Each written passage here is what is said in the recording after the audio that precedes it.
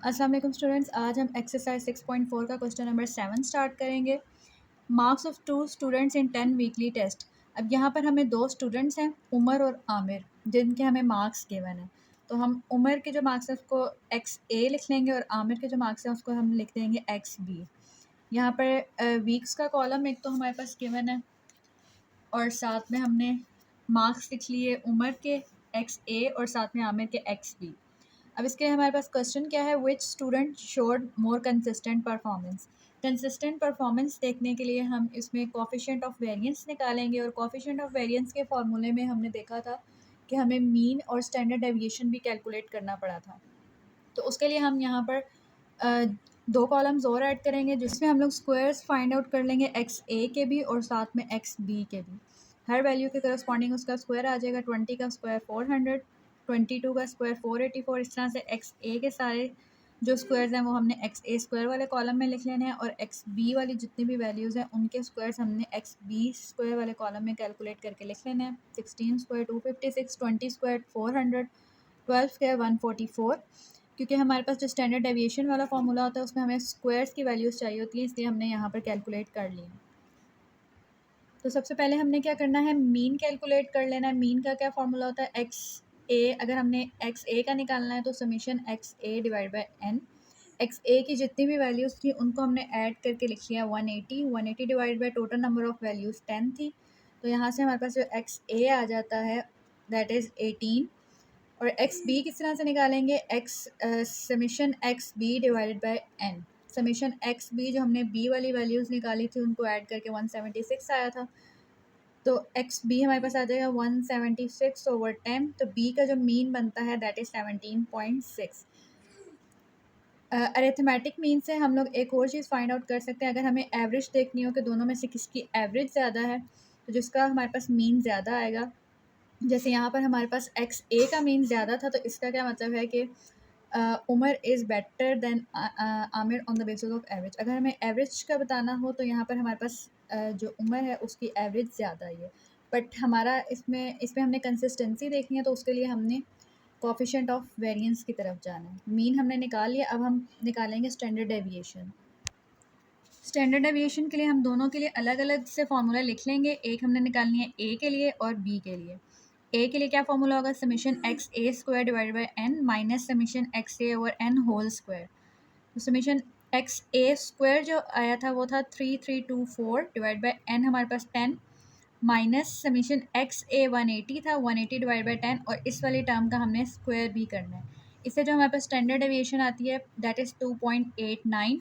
Same चीज़ हमने दूसरी side पे भी कर लेनी है। बी के लिए हमने स्टैंडर्ड डेविएशन फाइंड आउट करनी है। उसके लिए जो हमारे पास स्क्वायर आया था बी का 3504 divided by 10 number of values minus X B जो हमारे पास समीशन आया था दैट वाज 176। तो 176/10 इस वाली टर्म का हमने स्क्वायर कर लेना है। बी का स्टैंडर्ड डेविएशन हमारे पास बनता है 6.37। अब हमने मीन भी निकाल लिया और स्टैंडर्ड डेविएशन भी निकाल लिया, जिसको हम लोग कोफिशिएंट ऑफ वेरिएंस वाले फार्मूले में पुट करेंगे। फार्मूला क्या था, s a divided by x a in 200। तो standard deviation divided by corresponding mean multiply by 100 करने से हमारे पास जो वेरिएशन है वो आ जाएगी। तो ए के लिए हमारे पास आई है 16.05 और बी के लिए आई है 36.19। यहाँ पर आपने इस चीज़ का ख्याल रखना है कि जिसकी कंसिस्टेंसी जिसके आपके पास जो सी वी की वैल्यू है वो कम आ रही होगी। जैसे यहाँ पर हमारे पास वी ए की कम आई है, वी बी की ज़्यादा आई है। तो इसके लिए, और ए हमने किसके लिए कहा था, उमर के लिए, और बी हमने कहा था आमिर के लिए।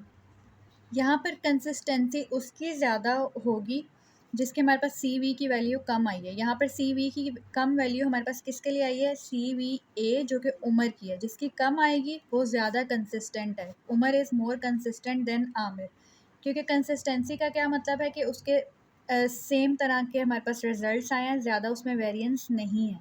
तो इसके लिए हमने वो वाली वैल्यू लेनी है जिसका हमारे पास सी वी कम आया होगा। दैट्स वाई उमर का हमारे पास सी वी यानी कोफिशिएंट ऑफ वेरिएंस कम आया था, मतलब इसके रिजल्ट्स में हमारे पास वेरिएंस कम है। So Umar is more consistent than Aamir. Question number 8 में हमें एक टेबल गिवन है जिसके लिए हमें calculate mean, standard deviation and percentage of value lying within the limits x plus minus s, x plus minus 2s, x plus minus 3s। तीन चीज़ें हमें इसमें फाइंड आउट करनी है और x की वैल्यूज़ हमारे पास गिवन है। तो क्योंकि हमें यहाँ पर स्टैंडर्ड डेविएशन भी फाइंड आउट करनी है, इसके लिए हमें एक्स स्क्वायर की वैल्यूज़ भी पता होनी चाहिए। तो हम x के साथ में एक कॉलम एक्स स्क्वायर का भी बना लेंगे और हर वैल्यू का स्क्वायर फाइंड आउट कर लेंगे। 5 का स्क्वायर 25, 6 का 36, 4 का 16। इस तरह से हमने तमाम वैल्यूज़ 10 तक का स्क्वायर ले लिया, 10 का स्क्वायर 100। अब जो हमारे पास ओरिजिनल x था उन सबको ऐड करके हमारे पास आ गया 158 और एक्स स्क्वायर को ऐड करने से समीशन एक्स स्क्वायर क्या बन गया 1416। तो सबसे पहले हमें मीन फाइंड आउट करना है। मीन उसी फॉर्मूला से हम लोग फाइंड आउट कर लेंगे, summation X over N. Summation X क्या आया था 158 divide by total number of values जो हैं यहाँ पर इस डाटा में हमारे पास 20 हैं। तो हमारे पास अरिथमेटिक मीन बन जाता है 7.9। नेक्स्ट पार्ट में हमें स्टैंडर्ड डेविएशन कैलकुलेट करनी है। उसके लिए मैंने यहाँ पर फॉर्मूला लिख लिया, summation X square divided by N minus summation X over N whole square, और इसका हमने लेना है स्क्वायर रूट।